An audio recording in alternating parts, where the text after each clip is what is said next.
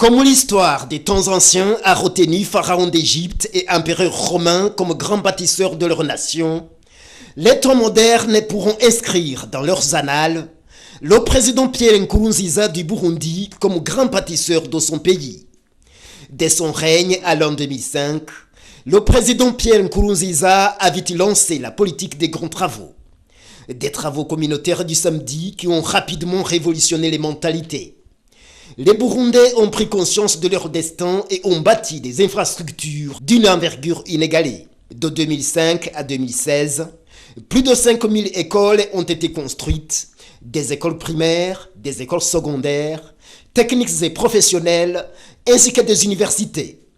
Des universités qui se chiffrent à une trentaine pour une période de 2005 à 2016. Tandis qu'on dénombre 1900 écoles seulement réalisées en 45 ans plus tôt, de 1962 à 2005. Une véritable œuvre pharaonique à l'actif du leader burundais. Des infrastructures scolaires pour répondre aux objectifs du millénaire pour le développement durable, qui inclut la scolarisation universelle des enfants. Au jour de sa prise en main des destinées de son pays en 2005, le président Nkurunziza a annoncé la mesure de gratuité de l'enseignement à l'école primaire. Une bouffée d'oxygène offerte aux familles burundaises. Des familles aux économies épuisées par une période de guerre de plus de 10 ans. Des efforts pour le progrès du bien-être des populations se sont dirigés notamment au secteur de la santé.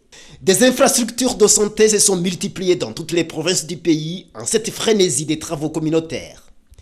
Le président Pierre Nkurunziza, très charismatique, a insufflé de l'enthousiasme aux activités d'intérêt communautaire.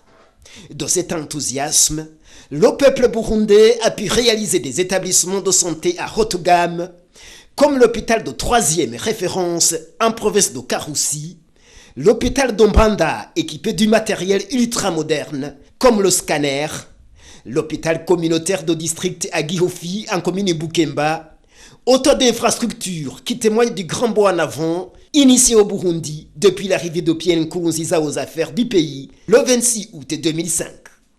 De 2005 à 2016, la carte sanitaire du pays s'est considérablement accrue.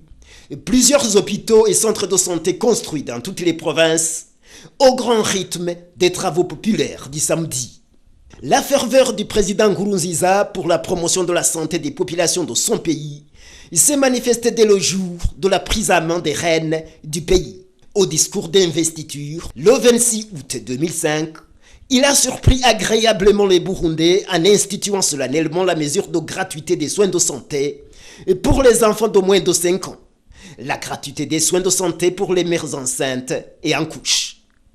Encore un ouf de soulagement pour cette population burundaise aux économies exsangues par une période de guerre de plus de 10 ans. Pour le redressement économique du pays, des investissements de base ont été posés au Burundi. Une campagne de réhabilitation et de construction des voies de communication entre les provinces du pays a été lancée. Et plus d'une dizaine de routes bitumées ont été tracées en cette période de 2005 à 2016. Aujourd'hui, le réseau routier couvre tout le pays. L'arrière-pays est devenu fréquentable. Des provinces du pays naguère inaccessibles communiquent par des routes macadamisées. C'est notamment les provinces de l'Est, Ruyigi et Chankuzo, aujourd'hui reliées à la province de Muyinga au nord-est par une voie terrestre moderne. On citerait également les provinces du centre, Gitega et Karusi, qui communiquent actuellement en toute aisance avec les provinces du nord et du nord-est, à savoir Ngozi, Muyinga, Kirundo, par des routes bitumées. L'ouest du pays est aujourd'hui en symbiose avec les provinces du nord grâce aux routes modernes, reliant les provinces Bujumbura, Chibitoke, Bubanza et la province de Kayanza.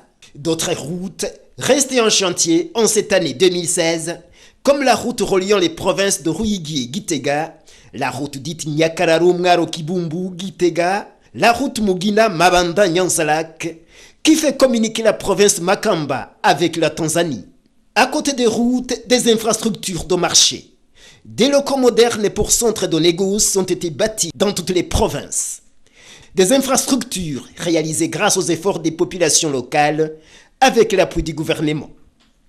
Les efforts du gouvernement du Burundi sous l'égide du président Nkurunziza se sont aussi orientés vers le progrès de l'agriculture et de l'élevage. Avec l'avènement du nouveau régime, des pratiques agro-pastorales modernes ont été introduites au Burundi. En agriculture, des milliers de hectares de marais ont été aménagés ou bonifiés. La culture du riz, notamment, a été propagée dans toutes les provinces. La population burundaise a été mobilisée aux stratégies agricoles modernes, comme le traçage des courbes de niveau aux collines du pays.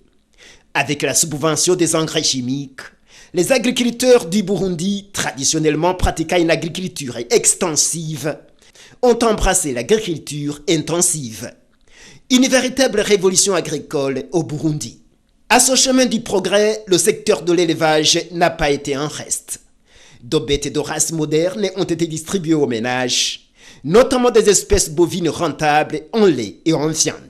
Le président du Burundi a dirigé son attention à la promotion des activités sportives en son pays. Et cela également dans le souci du bien-être de son peuple. 9 stades modernes aux allures occidentales ont été construits dans les provinces en 8 ans seulement, alors que le Burundi ne comptait qu'un seul stade valable avant 2005.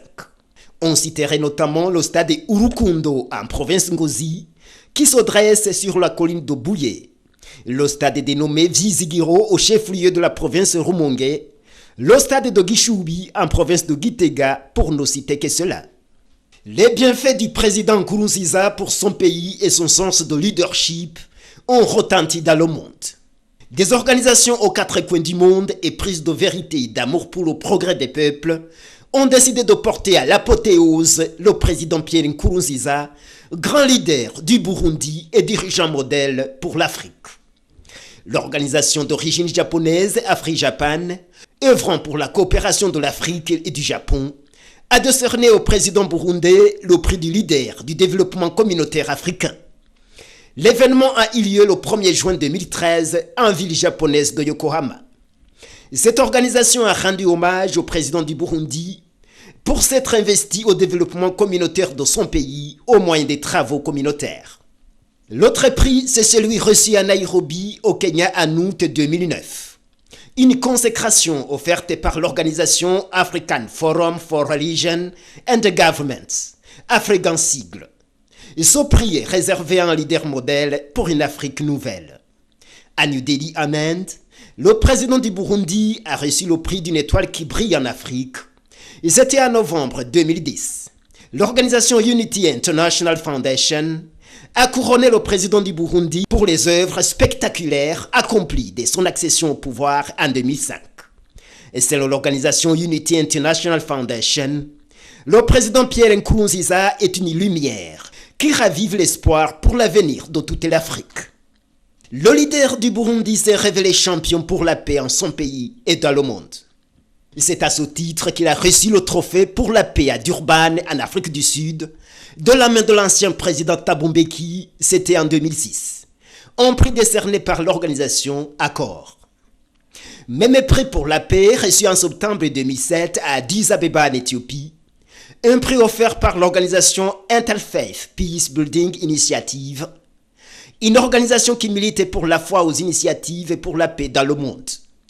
À cette liste des trophées pour la paix s'ajoute également le prix Sant'Egidio, reçu à Rome en novembre 2009. Le trophée offert par l'Organisation pour la paix et le sport, Peace and Sports, en langue anglaise, une organisation basée en Principauté de Monaco en France. C'était en novembre 2011. Pour son souci permanent à promouvoir la paix en son pays et dans le monde, le président Pierre Nkurunziza a été couronné commandant des soldats de la paix en juin 2014 à Paris en France, au siège de l'UNESCO. Un titre honorifique offert par l'Association internationale des soldats de la paix.